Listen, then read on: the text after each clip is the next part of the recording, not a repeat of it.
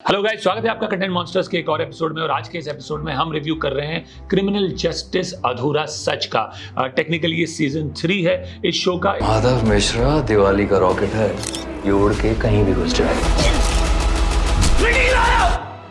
और इसके मुख्य कलाकार हैं पंकज त्रिपाठी, श्वेता बासु प्रसाद, पूरब कोहली, स्वास्तिका मुखर्जी, गौरव गेरा, देशना दुगाड़, आदित्य गुप्ता और राजेश खेरा। तो क्रिमिनल जस्टिस जैसे कि पहले 2 सीजन्स थे, एक केस को लेकर है। एक यंग स्टारलेट अराउंड 12-13 साल की बच्ची, उसका बहुत बेरहमी से मर्डर हो जाता है, उसे एसिड पोर करके मार दिया जाता है और उसकी बॉडी मिलती है समंदर से। इसके माता पिता जो हैं इसके मैनेजर्स हैं। इसका एक स्टेप ब्रदर भी है, उसकी स्टेप मॉम ही उसे मैनेज करती है। और उसका स्टेप ब्रदर में और बहन में इतनी बनती नहीं है। स्टेप ब्रदर के भी इश्यूज हैं। He is a drug addict जो अल्कोहल भी लेता है। He has temper issues. He is consulting a psychiatrist. He is going for therapy sessions क्योंकि उसने अपनी माँ की पिछली शादी को टूटते हुए देखा है, which is not been a very pleasant experience for him. और उसे लगता है कि माँ ने दूसरी शादी करने के बाद इस लड़की पे जो उसकी स्टेप डॉटर है उस पर ज़्यादा फोकस करना शुरू कर दिया है। घर में भी वो सिर्फ अपने बहन के बारे में सुनता है, ज़ारा ये ज़ारा वो। She is a huge TV star, हर जगह उसके होर्डिंग्स लगे रहते हैं, ढेर सारे उसके फैंस हैं। और उस रात भी उसका झगड़ा हुआ होता है ज़ारा के साथ। इनफैक्ट लास्ट ज़ारा को देखा गया होता है अपने स्टेप ब्रदर के साथ, जिसका रोल आदित्य गुप्ता प्ले कर रहे हैं। पेरेंट्स का रोल पूरब कोहली और स्वास्तिका मुखर्जी प्ले कर रहे हैं। इसलिए शक की सुई सीधी जाती है मुकुल पे, जो कि ज़ारा के भाई का रोल प्ले कर रहे हैं। इनफैक्ट सपोजिड मर्डर वेपन पे भी उसकी उंगलियों के निशान मिलते हैं। और चूंकि उसका झगड़ा हुआ होता है ज़ारा के साथ और लास्ट उसके साथ ही देखा गया है ज़ारा को, बहुत क्लियरली शक की सुई इसी पे जाती है। और पुलिस भी कहीं ना कहीं अपने इस कंफर्मेशन बायस को एक्सेप्ट कर लेती है कि इसी ने मर्डर किया होगा। और हर सुराग, हर कड़ी जो उन्हें मिलती है वो उसे इसी के खिलाफ यूज करते हैं। पुलिस और प्रशासन की तरफ से जो लॉयर होती है वो है लेखा, जिसका रोल श्वेता बासु प्रसाद प्ले कर रही है। She comes from a very rich family. उसके फादर एक बहुत बड़े बिजनेसमैन है जो उम्मीद करते हैं कि उनकी बेटी उनकी कंपनी ज्वाइन करेगी as a corporate lawyer, but she chooses to carve out her own identity by joining the government. In fact उसके पापा उसे मॉक भी करते हैं कि तुम एक गवर्नमेंट सर्वेंट बन के रह गई हो, but she clearly wants to carve out her own path. और यही केस लैंड हो जाता है हमारे परिचित, जिनको हम अच्छे से जानते हैं, माधव मिश्रा के नाम से, पंकज त्रिपाठी जिसका रोल प्ले कर रहे हैं उनके लैप में। क्योंकि मुकुल की माँ जो स्वास्तिका मुखर्जी जो रोल प्ले कर रही है वो ये मानती है कि मुकुल ने ये नहीं किया होगा और उसके पास पैसे नहीं है एक अच्छे लॉयर के, क्योंकि उसका स्टेप फादर पूरब कोहली भी उस पर यकीन नहीं करता और वो एक अच्छे लॉयर के पैसे देने से इनकार कर देता है। तो किस तरह से स्वास्तिका मुखर्जी थोड़े बहुत पैसे जोड़ तोड़ के माधव मिश्रा को साइन करती है टू कम ऑन बोर्ड, किस तरह से माधव मिश्रा पिछले 2 सीजन्स ही की तरह एक अंडरडॉग का केस लेता है अपने पास। सीधा और सिंपल इशारा है आपके क्लाइंट पर। सीधा और सिंपल तो मेरे सिलेबस में है ही नहीं। और किस तरह से अपने यूनिक तरीके से, अपनी यूनिक स्ट्रेटजी से लग जाता है पता करने की क्या लूप होल हो सकता है या क्या मोटिव हो सकता है स्ट्रॉन्ग मुकुल के मर्डर करने का, वर्सेस क्या किसी और का मोटिव हो सकता है ज़ारा को मर्डर करने का। And that broadly forms the crux of the story. एक फर्क जरूर है सीजन 2 में और इस सीजन में कि season 2 was a very hard hitting subject. वहां पे डाउट ये नहीं था कि मर्डर किसने किया था। That touched upon a far more deeper cause, a more social issue of a very abusive husband who used to sexually assault his wife. यहाँ पे बात अलग है, यहाँ पे मर्डरर कौन है वही एक गुत्थी है। तो एक तरीके से it's a murder mystery in the garb of a court room drama.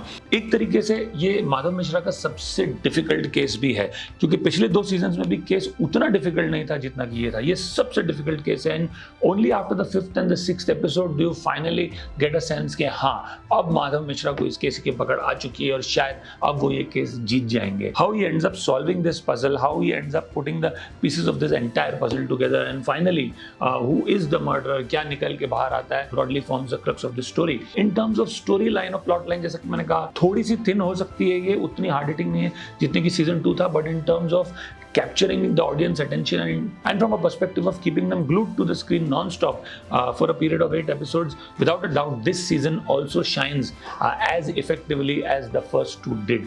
And सबसे बड़ा इस season का plus point without a doubt is that one man show Pankaj Tripathi. This one is clearly a Pankaj Tripathi show all the way from start to end. Madhav Mishra के role में अब वो इतने अच्छे से सेट हो चुके हैं कि लिटरली आपको कई बार ही लगेगा इस सीजन में that Pankaj Tripathi is operating on auto mode.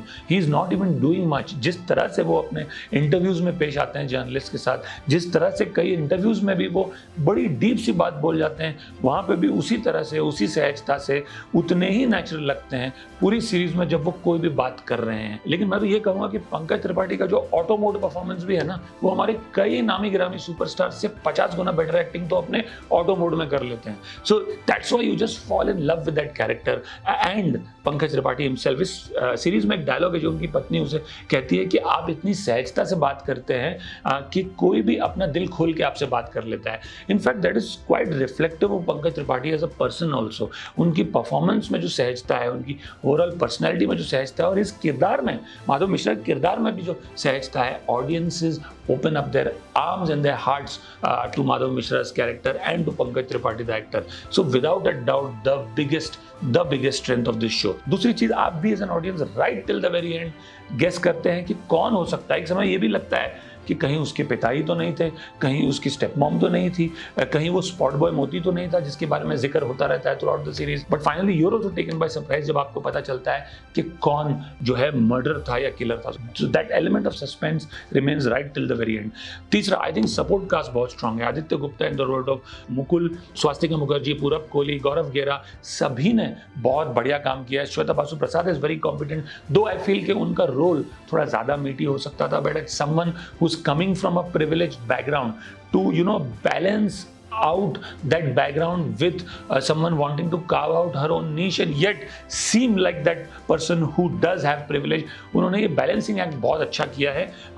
अगर उनके रोल में ज़्यादा मीट होता तो आई एम श्योर उनकी परफॉर्मेंस में और निखार आता।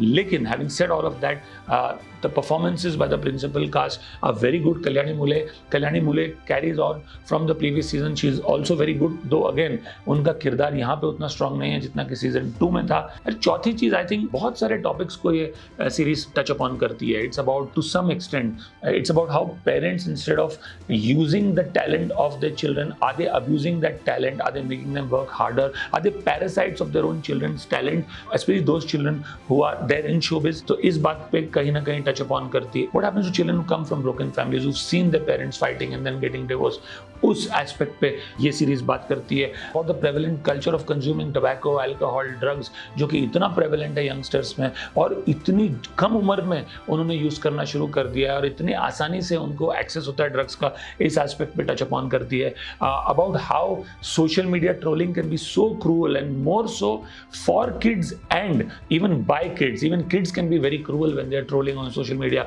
उस एस्पेक्ट पे टच अपॉन करती है। How any case is sensationalized by the media and how the public and media become judge and jury even before the judge actually pronounces his verdict, even before an inquiry is even started, and how that results in pressure on the police। एक और aspect पे touch upon करती है कि किस तरह से police पे जो प्रेशर होता है उसकी वजह से कभी कभार वो उतने डिटेल्ड इन्वेस्टिगेशन नहीं कर पाते हैं या करते नहीं हैं जो कि उनको करना चाहिए, which can result in lapses in certain cases. तो ये कई सारे टॉपिक्स पे डेवलप ऑन करती है सीरीज, आपको सोचने पे भी मजबूर करती है। So these to me are clearly some of the huge positives of this season।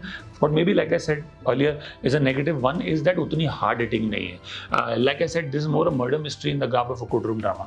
तो उतनी hard hitting नहीं है जितना कि season 1 थी। Also I feel in parts it end up caricaturizing the rich, कि जो अमीर होते हैं वो बुरे ही होते हैं, वहाँ सिर्फ सारे अमीर अल्कोहल और ड्रग्स कंज्यूम कर रहे हैं या उन्हें पसंद नहीं है कि उनके बच्चे कोई नौकरी कर रहे हैं, उन्हें लगता है कि बस वही सही है। For instance even Shweta Basu Prasad father is there barely for 2 scenes, but he's like that typical old Bollywood baddie जो अपनी बेटी पे कटाक्ष करता है कि क्या तुम गवर्नमेंट सर्वेंट बन रही हो, क्या मिलेगा इस नौकरी से। So there is a certain caricaturizing of the rich के सारे अमीर ऐसे ही होते हैं, तो वो भी एक थोड़ा ऑड लगता है। But barring this two things I think it's a fairly engaging series, it's fairly spiffy. छोटे एपिसोड्स हैं, 35-40 मिनट से ज़्यादा के एपिसोड्स नहीं है, सिर्फ 8 एपिसोड तक रखा है सीरीज़ को, वो भी अच्छी बात है कि इसे 10 एपिसोड तक नहीं खींचा गया है। मैं पर्सनली ये ज़रूर मानता हूँ कि सारे एपिसोड्स एक साथ आने चाहिए थे, बजाय इसके वेडनेसडे की हर हफ्ते एक एपिसोड आ रहा है। मैंने ये सारे एपिसोड्स एक साथ देखे and I love binge watching on them and for that one man like I said Pankaj Tripathi Aka Madhav Mishra, this series is a thorough entertainer and very engaging. My rating for this series would be a 7 on 10. अगर आपने ये series देखी है तो जरूर हमें बताइए आपको कैसी लगी कमेंट सेक्शन में नीचे। अगर आपको हमारा वीडियो पसंद आया तो जरूर हमारे चैनल को सब्सक्राइब कीजिए। हम आते रहेंगे ऐसे ढेर सारे रिव्यूज के साथ। We'll see you soon. Thank you.